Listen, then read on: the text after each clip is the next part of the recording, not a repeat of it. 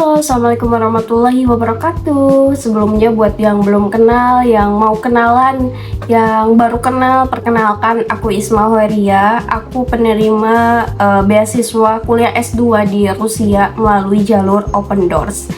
Dan kemarin aku sempat share di Threads dan Masya Allah rame banget dan banyak banget doa baik dari kalian. Semoga doa-doa baiknya juga berbalik ke kalian semuanya, amin. Dan semoga Allah kabulkan ya.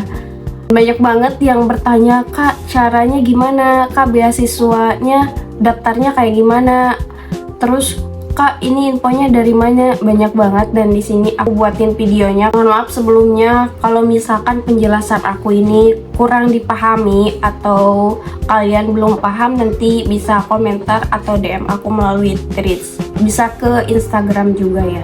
Aku bakal ceritain gimana sih alur pendaftaran Open Doors ini dan gimana tips and triknya supaya lolos Open Doors nanti di 2027. Karena aku juga baru tahap 2 ya, jadi belum ada untuk upload dokumen selanjutnya kayak penempatan universitas dan lain-lainnya. Jadi aku bakalan share-nya sampai tahap 2 aja, sampai lolos ke tahap 2 yang pernah aku alamin. Kalau misalkan kalian salpok di belakang ada kaki, itu suami aku ya, dia juga lagi cari-cari scholarship hunters karena dia juga memang kayak aku pengen kuliah S2 di luar negeri. Doain semoga bisa nyusul dan teman-teman juga bisa nyusul buat yang pengen kuliah ataupun kerja ke luar negeri, semoga bisa dapat kesempatan itu. Di beasiswa kuliah ke Rusia itu ada beasiswa S1, S2 dan juga S3.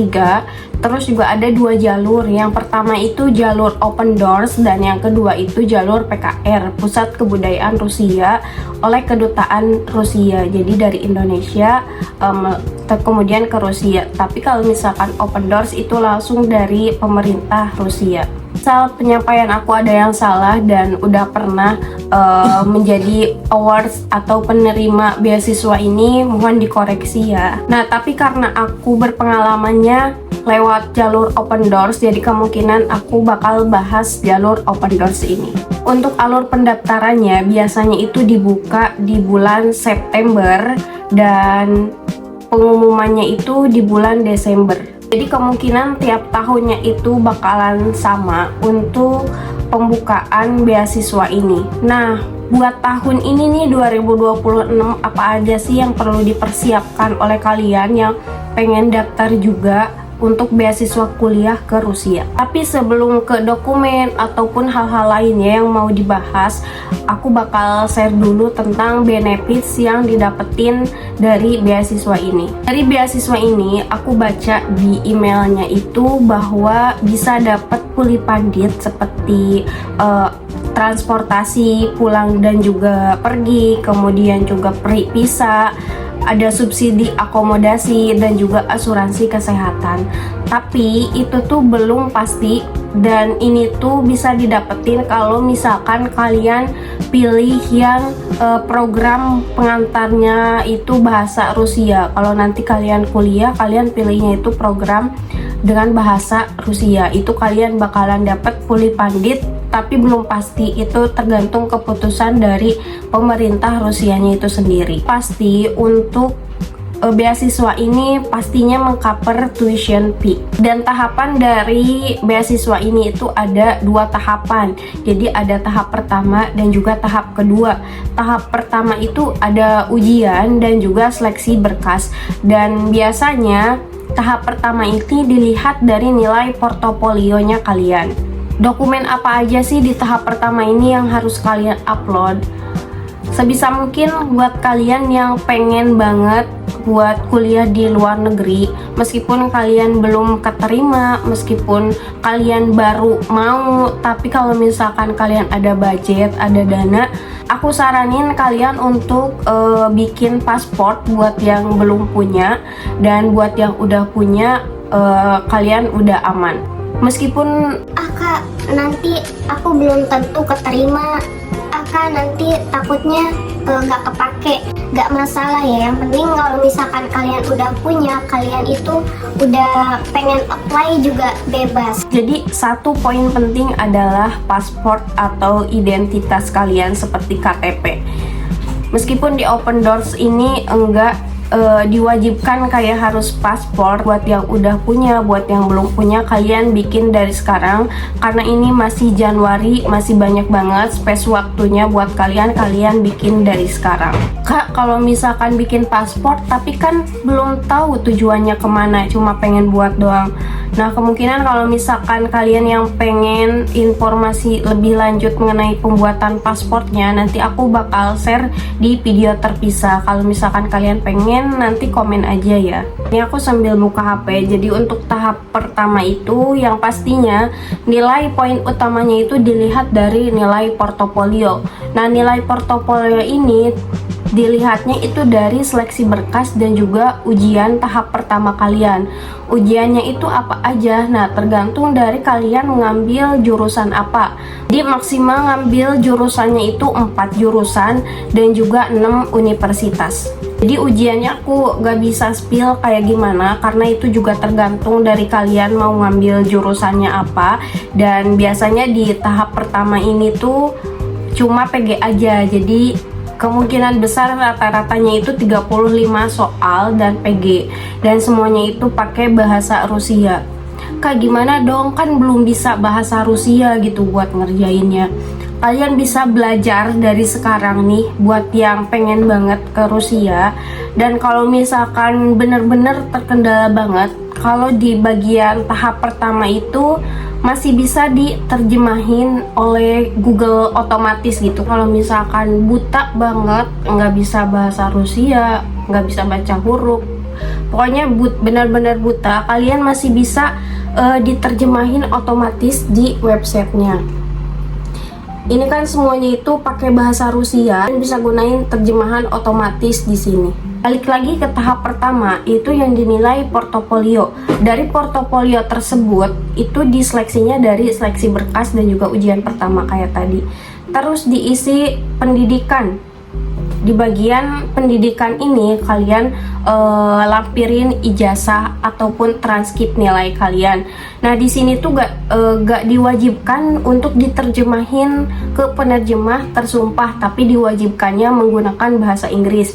Jadi buat kalian yang kayak minim budget dan pengen banget, kalian bisa diterjemahin sendiri, karena aku pernah menerjemahkan sertifikat sendiri oleh aku sendiri, gak pakai penerjemah tersumpah. Tapi kalau misalkan kalian ada budget lebih, kalian bisa pakai penerjemah tersumpah aja biar lebih aman. Dan kalaupun kalian pakai penerjemah tersumpah, menurut aku itu juga dia nggak mubazir, karena kalau misalkan kalian apply-nya lebih dari satu, dan biasanya beasiswa-beasiswa lain juga butuhnya itu pakai penerjemah tersumpah. Yang diterjemahinnya apa aja? Aku saranin kalau misalkan kalian belum dapat ijazah, masih bisa pakai surat keterangan lulus, karena pas daftar aku belum ada ijazahnya karena belum diwisuda dan baru lulus untuk sidang skripsi. Nah, kemudian beberapa minggu kemudian dinyatakan lulus sidang skripsi, baru ada surat keterangan lulus. Nah, kalian pakai itu aja dulu kalau misalkan kalian juga sama kayak aku baru lulus pas pendaftaran. Dan transkrip nilainya pakai apa, Kak? Kalau misalkan belum lulus, kalian bisa pakai KHS yang dari semester 1 sampai semester 8 itu.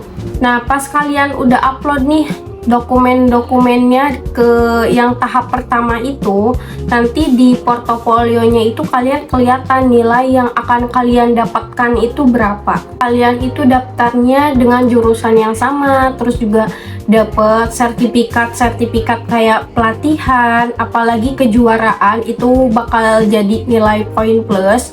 Terus juga kayak misalkan kalian udah pernah project gitu-gitu, kalian ada sertifikatnya, kalian pokoknya lampirkan. Usahain nilai portofolionya itu di atas 70. Dan ini gambaran di bagian tahap satunya. Ini aku daftarnya ke 4 program studi. Alhamdulillah semuanya itu lolos ke tahap 2 karena emang diusahain nilai portofolionya itu lebih dari 70.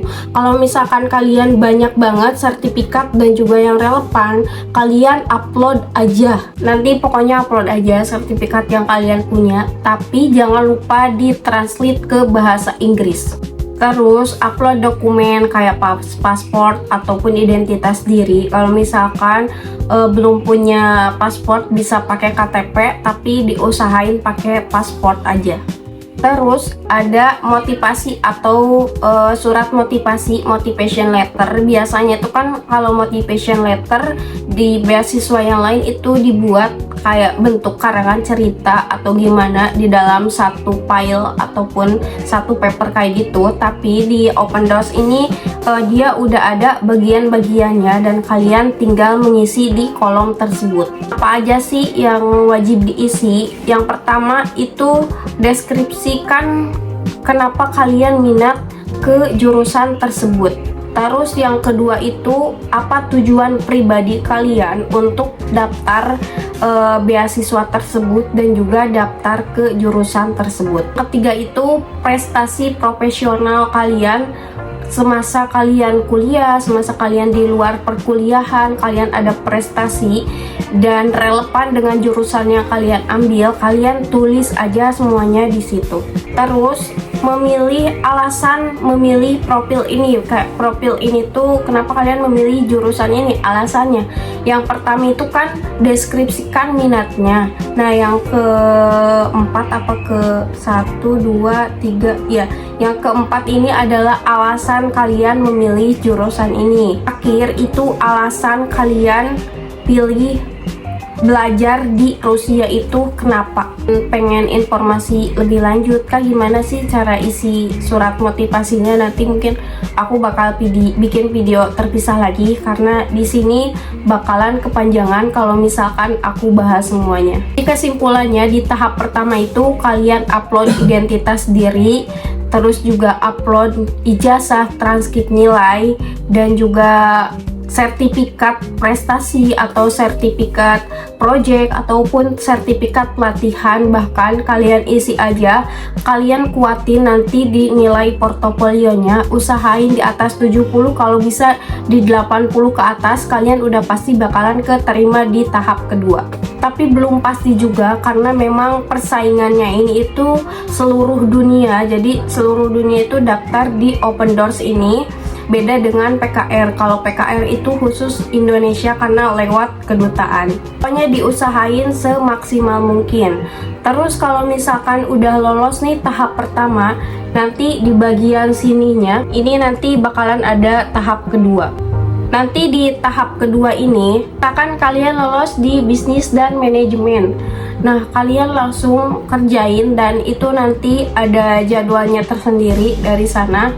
Nanti ada informasinya juga pas kalian udah pengumuman tahap pertama, nanti ada tanggal berapa sampai tanggal berapa untuk upload dokumen lagi.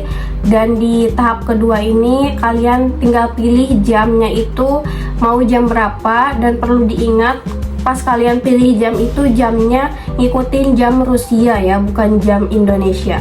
Tahap 2 ini dia yang paling tricky banget karena pas kalian ujian itu on cam, harus wajib banget on cam, terus jangan gerak ke sana kemari, matanya juga kayak harus tertuju ke kamera, terus harus mikrofonnya juga dinyalain, dan ujiannya itu pakai bahasa Rusia, full Rusia, dan gak bisa ditranslate sama sekali. Jadi kalian harus diusahain belajar benar-benar dan pokoknya kalian belajar.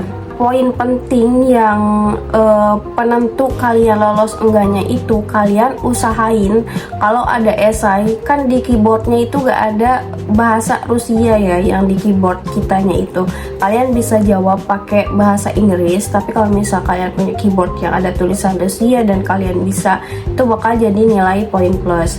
Dan penentunya itu dilihat dari nilai ujian kalian. Minimal banget itu 70, kalian mungkin bisa jadi runners up. pas aku itu nilai ujiannya itu 78 dan alhamdulillah jadi winners di ranking list atau apa ya, mungkin di sini tuh di urutannya ke 129 dengan total itu kurang lebih ada 480-an itu winners dan juga runner ups.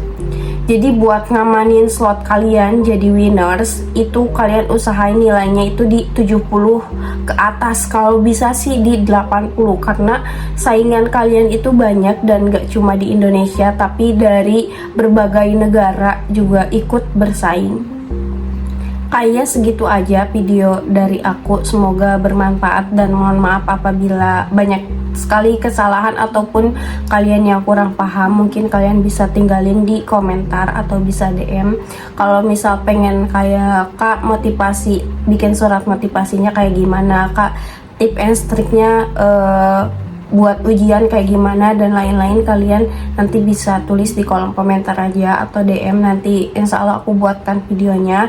Karena kalau semisal dibahas lewat teks agak pegel ya ngetiknya, jadi mending ngomong aja, kalian bisa dipahami apa yang aku sampaikan.